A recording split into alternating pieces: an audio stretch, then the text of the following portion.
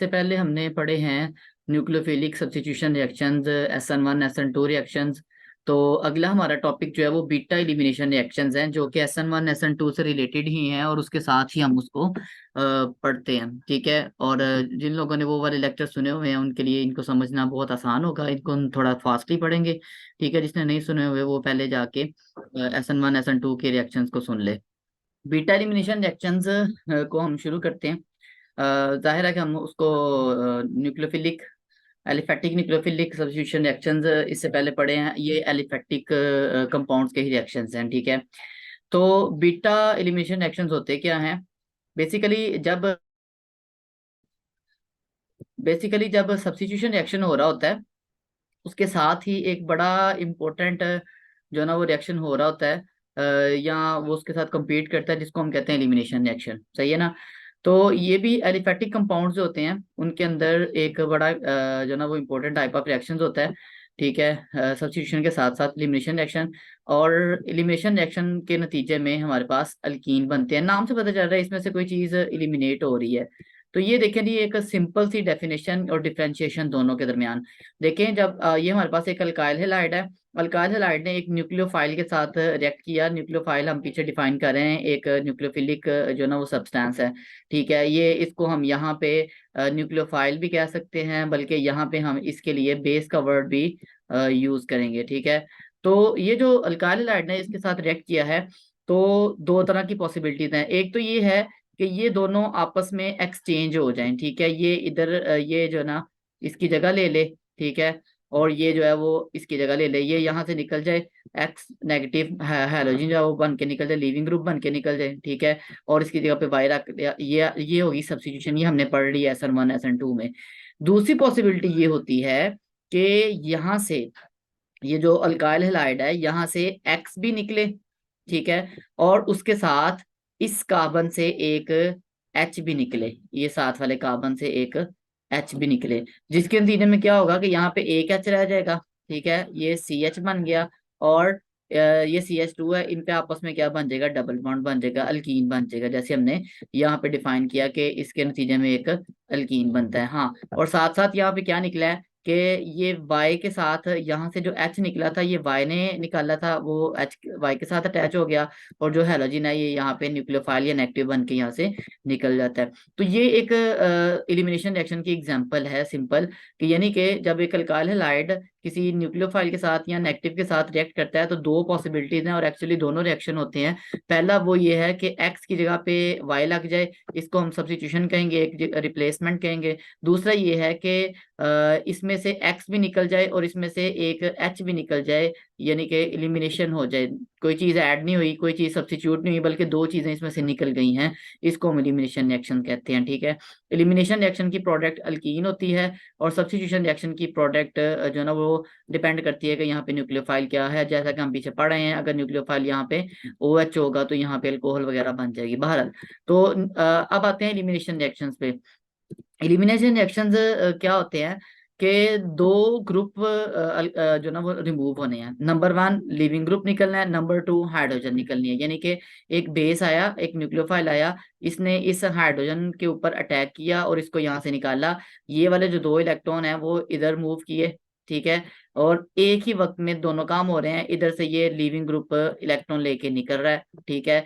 तो अल्टीमेटली यहाँ पे डबल बॉन्ड बन गया। ठीक है। और ये बी के साथ एच अटैच होके इन दोनों ने ये BH बना दिया, और ये जो ब्रोमाइड है, ये यहाँ पे ब्रोमीन है, ये ब्रोमाइड बन के निकल गया। तो ये एलिमिनेशन रिएक्शन है। ठीक है। अच्छा, इसको हम कहते हैं beta elimination reaction. Beta elimination इस वजह से कहते हैं क्योंकि हाइड्रोजन जो है वो बीटा कार्बन से निकला है। देखें, बेसिकली क्या है कि ये हैलोजन है, हैलोजन जिस कार्बन के साथ जुड़ा होता है फंक्शनल ग्रुप, उसको हम कहते हैं अल्फा कार्बन, और अल्फा कार्बन के साथ वाला कार्बन होता है बीटा कार्बन। ठीक है। तो चूंकि जो एक अल्फा से निकला है लीविंग ग्रुप, ये तो वैसे भी लीव यहीं से होता है। हाइड्रोजन कहाँ से निकला है? बीटा कार्बन से। तो इस वजह से हम इसको हम कहते हैं बीटा एलिमिनेशन रिएक्शन। अच्छा, इसमें ये भी पॉसिबिलिटी है, एक हमारे पास ये भी टाइप है, जैसे अगर हमारे पास ये हो CCl CH, ठीक है, और Cl थ्री, जिसको हम क्लोरोफॉर्म कहते हैं, CH CL3। इसमें क्या होता है कि दोनों जो है ना वो हाइड्रोजन और क्लोरीन सेम कार्बन से निकल सकते हैं। सिर्फ एक ये एक ही ऐसे एग्जांपल है जो अल्फा का एलिमिनेशन जिसको हम कहते हैं। यहाँ पे यहाँ से क्लोरीन निकलेगा, ठीक है, और यहीं से क्या निकलेगा, हाइड्रोजन। इसके नतीजे में एक हाईली रिएक्टिव जो है ना वो स्पीशीज बनती है जिसको हम कार्बीन कहते हैं, ठीक है। सी और इसके साथ अटैच है CCl2, और इसके ऊपर एक लोन पेयर आ जाएगा, तो ये कार्बीन बन जाती है, ठीक है। ये एग्जांपल होगी अल्फा एलिमिनेशन की, ठीक है। लेकिन आमतौर पे अल्फा एलिमिनेशन बड़ी रेयर है, उसके लिए स्पेसिफिक कंडीशंस होना चाहिए, जरूरी है, जो कि सिर्फ यहाँ पे मीट हो सकती हैं, क्लोरोफॉर्म में, ठीक है। ये बीटा एलिमिनेशन है, ये जो हम जिसको डिटेल में पढ़ेंगे। अल्फा एलिमिनेशन होती है, यानी कि अगर हाइड्रोजन अल्फा कार्बन से ही निकले तो अल्फा एलिमिनेशन, अगर हाइड्रोजन बीटा कार्बन से निकले तो वो होती है बीटा एलिमिनेशन। अब ये जो बीटा एलिमिनेशन रिएक्शन है या एलिमिनेशन रिएक्शन है, ये दो तरह के होते हैं। जैसे SN1 SN2 थे, सब्स्टिट्यूशन रिएक्शन दो तरह के थे, ऐसे ही ये भी दो हैं, E1 और E2, बिल्कुल मिलते जुलते हैं आपस में, इनकी बड़ी सिमिलैरिटीज है। तो सबसे पहले हम पढ़ेंगे E1। तो E1 जो है ना वो बिल्कुल SN1 की तरह है। आपको याद होगा कि SN1 दो स्टेप में होता है, E1 भी दो स्टेप में होता है, ठीक है। दो स्टेप क्या होते हैं कि पहले स्टेप में लीविंग ग्रुप लीव होता है, ये स्टेप SN1 के साथ बिल्कुल सेम टू सेम है, ठीक है। अल्काइल डिसोसिएट होगा जिसके नतीजे में कार्बोकेटाइन बनता है, इसके ऊपर कार्बन के ऊपर पॉजिटिव चार्ज आ गया।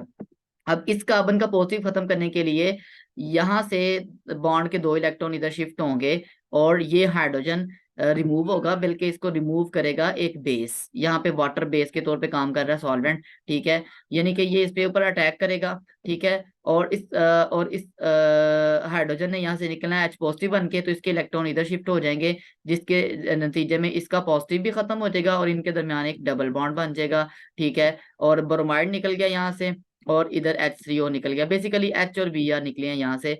तो पहले स्टेप में आयनाइजेशन होती है, ठीक है, यानी कि स्लो स्टेप है जिसमें कार्बोकेटाइन बनता है, ठीक है, ये वाला पहला स्टेप। और दूसरे स्टेप फास्ट है जिसमें हाइड्रोजन निकलता है, ठीक है। तो जिस तरह SN1 दो स्टेप में होता है, ये भी क्या होता है जी, दो स्टेप में होता है, ठीक है। SN1 में सिर्फ फर्क ये है कि दूसरा स्टेप जो होता है ना उसमें एलिमिनेशन नहीं होती, बल्कि SN1 में दूसरे स्टेप में यहाँ पे जाके इस कार्बन के साथ कोई न्यूक्लियोफाइल अटैच हो जाता है, रिप्लेस कर देता है हेलोजन को, ठीक है। बाकी बाकी सारा कुछ वैसे का वैसे ही रहता है, ठीक है। ये होता है सब्स्टिट्यूशन SN1, ठीक है। और ये जो हम पढ़ रहे हैं नीचे वाला, ये हमारा एलिमिनेशन है जिसमें बीटा कार्बन से हाइड्रोजन रिमूव हो गई है। तो ये डेफिनेशन थी SN1 रिएक्शन की, ठीक है। तो SN1 रिएक्शन जो होता है, हाँ, हाइड्रोजन पहले स्टेप में आयनाइजेशन होगी, दूसरे स्टेप में जो ना वो हाइड प्रोटॉन एक रिमूव होगा, और बेस इसको रिमूव करेगा बीटा कार्बन से, उसके नतीजे में अल्कीन बन जाएगी, ठीक है। तो SN1 रिएक्शन में एक बुनियादी क्वेश्चन ये है कि देखें, एक बेस जो था उसने हाइड्रोजन पे अटैक क्यों किया। देखें, बेस जो है वो एसिड पे अटैक करता है, तो क्या ये हाइड्रोजन एसिडिक है, इस पे अटैक कैसे हुआ। तो यहाँ पे ये जो क्वेश्चन है कि हाउ इस हाइड्रोजन के ऊपर इतना पॉजिटिव चार्ज कैसे आया कि इसके ऊपर बेस, देखिए हमने तो हम तो पढ़ते हैं ना कि हाइड्रोकार्बन एक न्यूट्रल जो ना वो सब्सटेंस है, इसमें पॉजिटिव नेगेटिव नहीं होते, ठीक है। क्योंकि इसमें जो है ना वो, अगर हम देखें बात करें तो हाइड्रोकार्बन में कार्बन के ऊपर तो होता है, लेट्स सपोज ये मेरे पास एक है अल्काइल हैलाइड, इसमें यहाँ पे एक हाइड्रोजन है, ठीक है। बाकी मैं हाइड्रोजन है वो नहीं बना रहा, यहाँ पे एक हाइड्रोजन, ठीक है।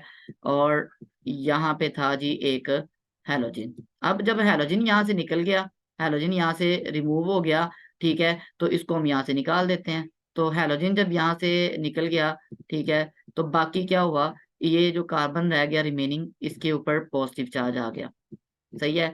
अब क्वेश्चन ये है कि कार्बन और हाइड्रोजन के दरमियान इलेक्ट्रोनेगेटिविटी का फर्क इतना ज्यादा नहीं है कि इसके ऊपर पार्शियल पॉजिटिव हो और इसके ऊपर नेगेटिव, तो वो तो पॉसिबल नहीं है, सही है। बल्कि हाइड्रोजन की ज्यादा है। तो हाँ, इसके ऊपर कैसे इतना, और अगर इसके ऊपर हमने किसी बेस का अटैक करवाना है, तो बेस तो अटैक करता है पार्शियल पॉजिटिव वाले हाइड्रोजन पे यानी कि प्रोटॉन पे, तो इसके ऊपर पॉजिटिव चार्ज कहाँ से आया? तो उस पॉजिटिव चार्ज की दो रीजंस हैं कि बीटा कार्बन पे जो हाइड्रोजन है उसके ऊपर पॉजिटिव चार्ज, इतना पॉजिटिव चार्ज कैसे आया कि उसके ऊपर एक बेस अटैक कर सके। तो उसकी दो रीजन है, ठीक है। पहली रीजन उसकी इसकी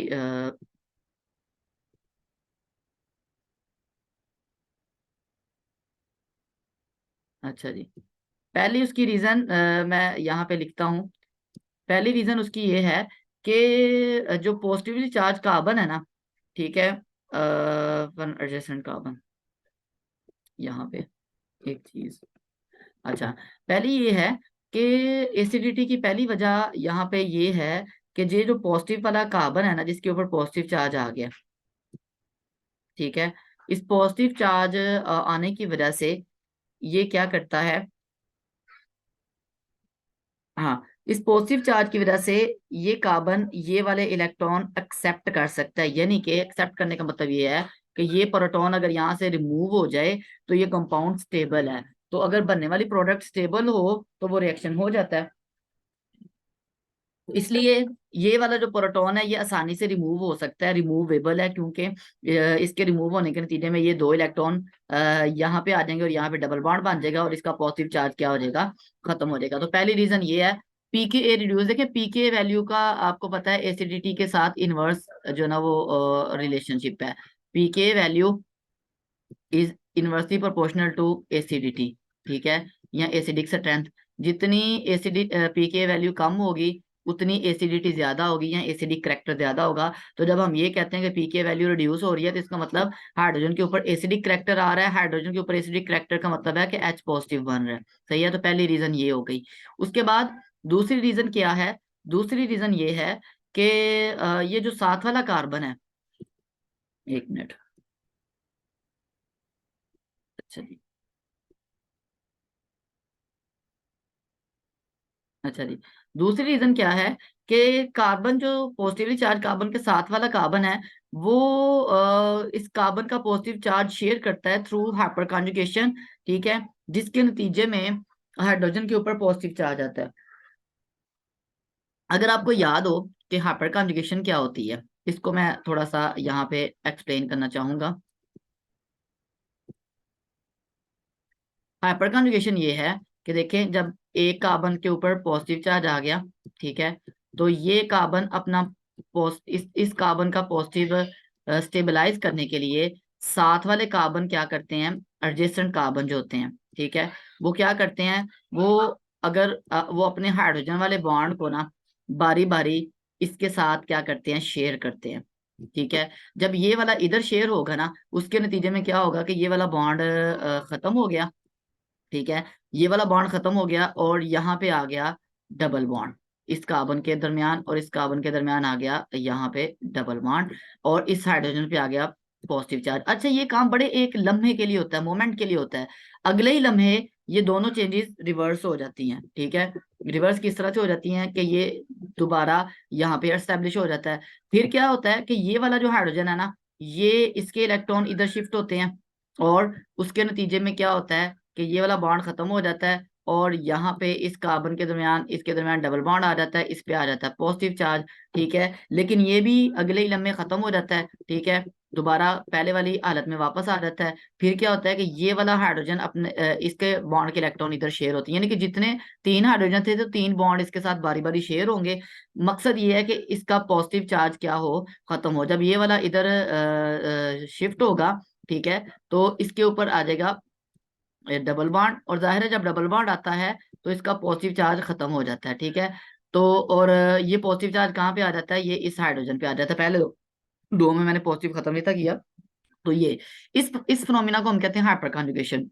अब इस हाइपर कॉन्जुगेशन में आप देखें एच पॉजिटिव बन रहा है, तो एच पॉजिटिव जो है वो एसिडिक हाइड्रोजन है, तो इस वजह से हम कह सकते हैं कि यहाँ पे एसिडिक हाइड्रोजन बन रहा है, और इस एसिडिक हाइड्रोजन की वजह से बेस इसके ऊपर क्या कर सकता है, अटैक कर सकता है। और लेकिन ये अगले ही लम्हे ये रिएक्शन भी क्या हो जाएगा, रिवर्स हो जाएगा और ये अपनी पहली हालत में वापस आ जाएगा। तो ये दो रीजन हैं इसकी एसिडिटी की, ठीक है। पहली रीजन ये है कि एक कार्बन पे पॉजिटिव आता है तो दूसरा उसका पॉजिटिव शेयर करता है, जिसकी वजह से उसके ऊपर भी पॉजिटिव आ जाता है और उसके हाइड्रोजन पे भी पॉजिटिव आ जाता है। ठीक है। और दूसरा ये है कि यहाँ पर कॉन्जुगेशन की वजह से हाइड्रोजन के ऊपर पॉजिटिव चार्ज आ जाता है, जिसकी वजह से वो एसिडिक हाइड्रोजन बन जाता है। अब ये तो होगी रीजन उसकी एसिडिटी के पीछे कि उसके ऊपर बेस क्यों अटैक करता है। अब एसिडिक जो E1 रिएक्शन है, ये SN1 की तरह इसकी मॉलिक्यूलरिटी भी 1 है, क्योंकि जो स्लोएस्ट स्टेप है पीछे हमने पढ़ा था यहाँ पे ये वाला कि इसके 2 स्टेप हैं। पहला स्टेप जो है वो स्लो स्टेप है, इसमें एक मॉलिक्यूल हिस्सा ले रहा है तो इसकी मॉलिक्यूलरिटी भी 1 होगी। इसका जो ना वो ऑर्डर ऑफ रिएक्शन भी 1 ही होगा, क्योंकि इसका रेट सिर्फ इसकी कंसंट्रेशन पे डिपेंड करेगा। फास्ट रिएक्शन में जो ना वो रेट डिपेंड नहीं करता, रेट स्लो पे डिपेंड करता है। ठीक है।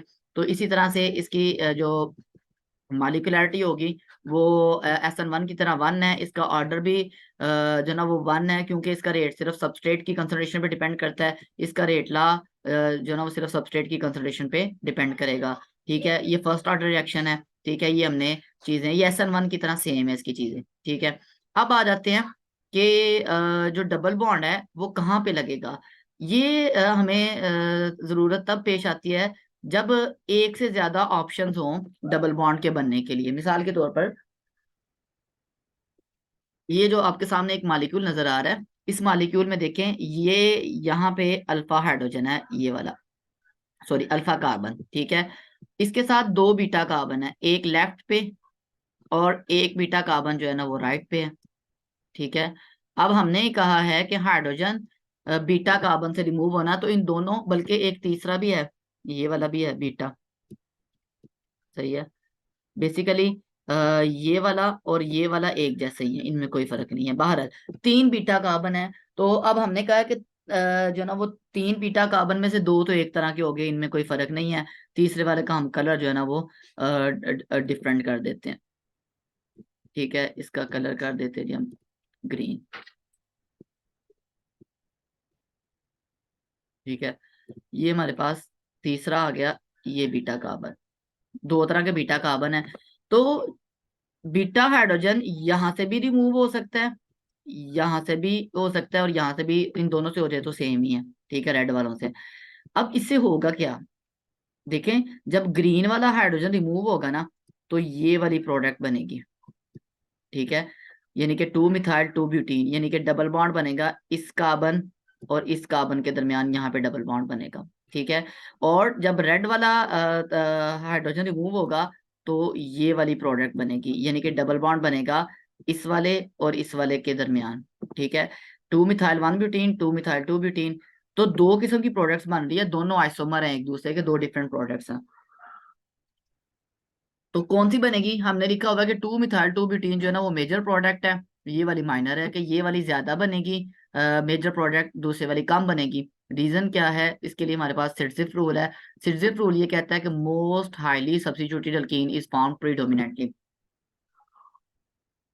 देखिए मोस्ट हाईली सब्स्टिट्यूटेड अल्कीन का मतलब ये है कि जिस अल्कीन में डबल बॉन्ड वाले कार्बन के साथ ज्यादा सब्स्टिट्यूएंट्स लगे होंगे, ज्यादा कार्बन लगे होंगे, वो ज्यादा स्टेबल है। देखिए ये डबल बॉन्ड वाले कार्बन है। ठीक है। मैं मिसाल दे रहा हूँ, इसमें डबल बॉन्ड वाले कार्बन के साथ एक तरफ H, दूसरी तरफ भी H। ठीक है। एक तरफ CH3। ठीक है। और एक तरफ H। सही है। और इधर भी आगे लेट्स सपोज यानी कि इसको CH2 कर लें और इसको हम कर लें CH3। ये 1 ब्यूटीन है। सही है। अच्छा, अब एक और मैं बनाता हूँ ग्रीन में, C डबल बॉन्ड CH और आगे है CH3। ठीक है। और इधर भी H और साथ है CH3। तो ये जो ग्रीन वाला है ना 2 ब्यूटीन, इसमें डबल बॉन्डेड वाले कार्बन के साथ एक इस तरफ सब्स्टिट्यूएंट लगा हुआ है, एक इस तरफ लगा हुआ है। तो अल्कीन के साथ 2 सब्स्टिट्यूएंट लगे हुए हैं। यहाँ पे डबल बॉन्डेड वाले कार्बन के इस तरफ कोई नहीं है कार्बन, इस तरफ इसके साथ एक कार्बन जुड़ा हुआ है, इसमें एक सब्स्टिट्यूएंट अटैच है, ग्रीन वाले में 2 अटैच है। तो ग्रीन वाला हाईली सब्स्टिट्यूटेड है, रेड वाला लेस सब्स्टिट्यूटेड है।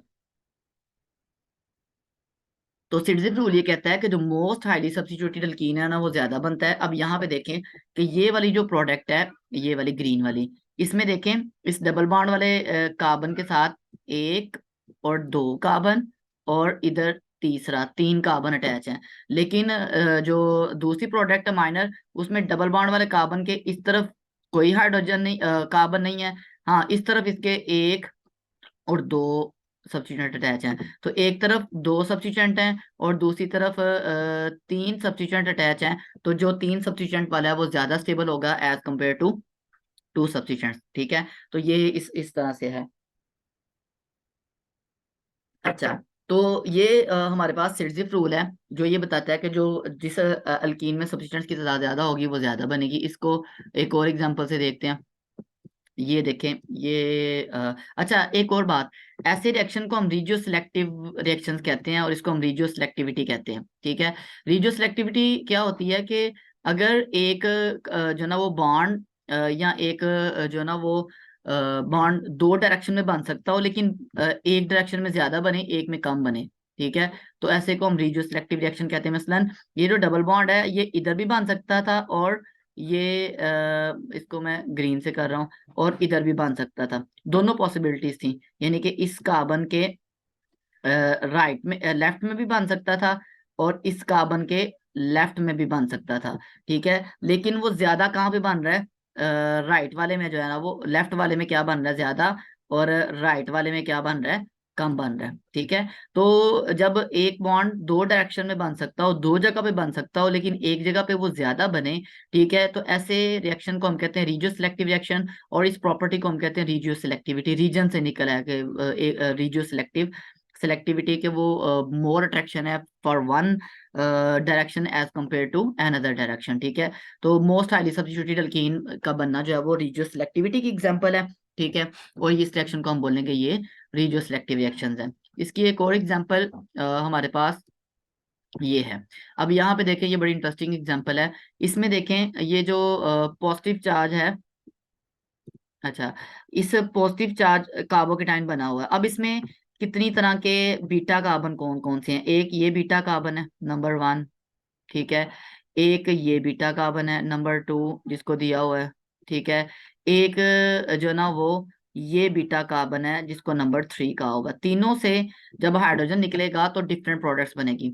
वन वाले से जब हाइड्रोजन रिमूव करेंगे तो ये प्रोडक्ट बन रही है। सही है, इसका नाम है इसमें देखें, अल्कीन का डबल बॉन्ड, एक कार्बन, दूसरा कार्बन, तीसरा कार्बन, चौथा कार्बन, यानी कि चार सब्स्टिट्यूएंट अटैच है। ठीक है, जब टू वाला, ठीक है, जब यहाँ पे आगे चार सब्स्टिट्यूएंट, सही है। अच्छा, जब टू वाला हाइड्रोजन रिमूव होगा तो ये प्रोडक्ट बनेगी। इसमें डबल बॉन्ड वाले कार्बन के साथ कितने सब्स्टिट्यूएंट हैं? एक, दो और तीन, डायरेक्ट कार्बन जो जुड़े हुए हैं, तो इसमें सब्स्टिट्यूएंट्स तीन है। और जब ये वाला हाइड्रोजन रिमूव होगा तो ये प्रोडक्ट बनेगी। इसमें डबल बॉन्ड वाले कार्बन के साथ कितने सब्स्टिट्यूएंट अटैच हैं? सिर्फ एक और दो। ठीक है, तो यहाँ पे देखें, और इस तरफ इसके साथ सिर्फ हाइड्रोजन है। ठीक है, और कोई वो नहीं अटैच, यानी कि एक में डबल बॉन्ड मैं तीन डायरेक्शन में बनाता हूँ। एक में बनेगा ये वाला डबल बॉन्ड, ठीक है, एक में बनेगा यहाँ पे डबल बॉन्ड ग्रीन वाला, और एक में बनेगा ब्लू वाला डबल बॉन्ड यहाँ पे। तीन डबल बॉन्ड की डायरेक्शन है, तीनों बनेंगे, लेकिन सबसे ज्यादा बनेगा ग्रीन वाला, ये वाला जिसमें चार सब्स्टिट्यूएंट अटैच है। इसमें तीन अटैच है, ये दूसरे नंबर पे, और ये सबसे कम बनेगा। तो ये इसकी रीजियो सिलेक्टिविटी की एग्जांपल है, या सेट्स ऑफ रूल की हमारे पास एग्जांपल आ जाती है। ठीक है, अच्छा,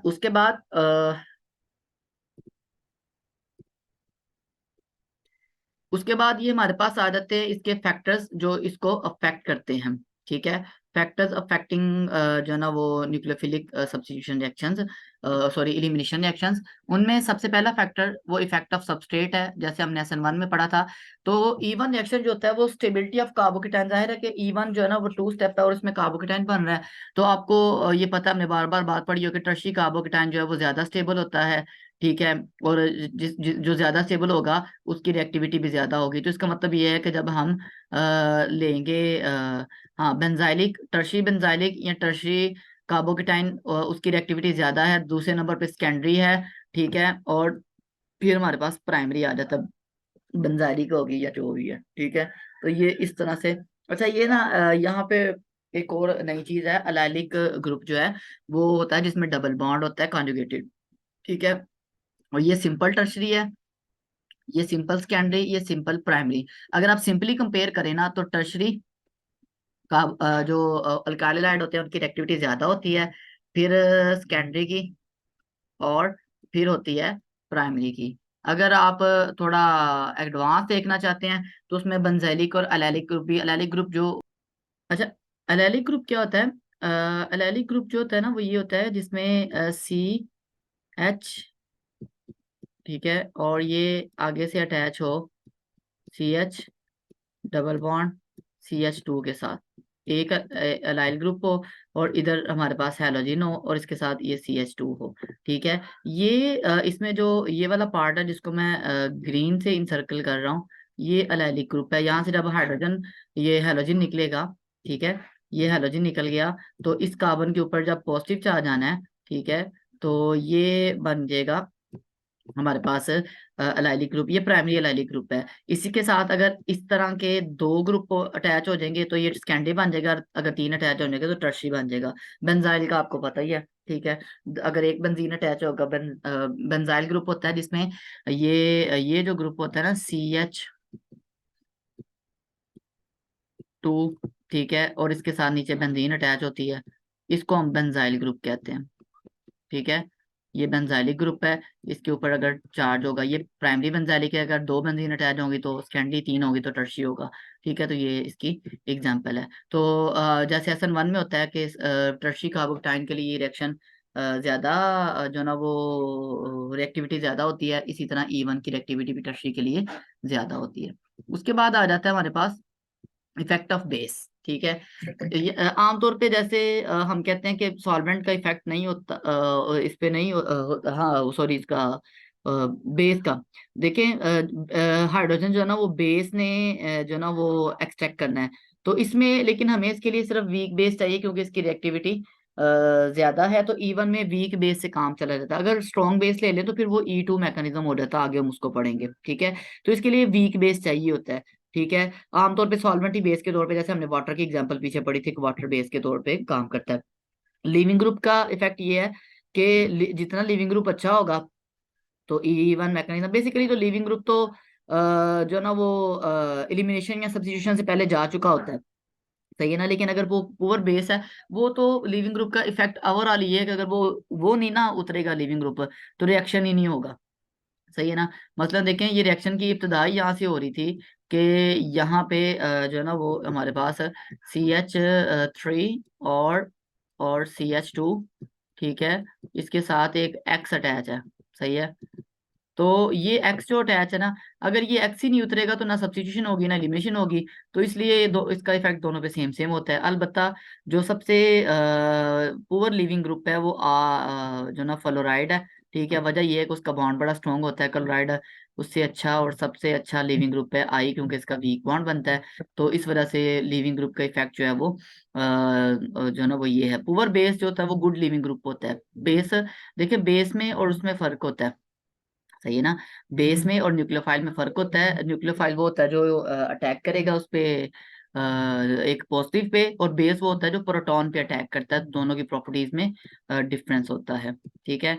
इसी तरह इफेक्ट ऑफ सॉल्वेंट, SN1 को जैसे पोलर सॉल्वेंट फेवर करता है, E1 को भी पोलर सॉल्वेंट फेवर करता है, ठीक है। तो सॉल्वेंट की पोलैरिटी बढ़ाने से रेट ऑफ रिएक्शन बढ़ जाता है। हाँ, जैसे हमने SN1 में जो है ना वो पड़ी थी रीअरेंजमेंट, चूंकि कार्बोकेटाइड बनता है, यहाँ पे भी रीअरेंजमेंट होती है, ठीक है। तो रीअरेंजमेंट के नतीजे में कब होती है? रीअरेंजमेंट होती है जी के मोस्ट स्टेबल प्रोडक्ट बनाने के लिए। अब यहाँ पे देखें, यहाँ पे जब ब्रोमीन रिमूव होगा तो ये जो कार्बोकेटाइन बना है ये सेकेंडरी कार्बोकेटाइन है, यानी कि इसके साथ दो कार्बन अटैच हैं, एक ये वाला एक ये वाला, ठीक है। लेकिन इसको ज्यादा स्टेबल बनाने के लिए हमने भी पढ़ा कि अलीलिक जो केटाइन होता है वो ज्यादा स्टेबल होता है। तो अलीलिक वो पॉसिबल है जब जो पॉजिटिव चार्ज है ना वो कॉन्जुगेशन में होगा किसी डबल बॉन्ड के साथ, सही है ना।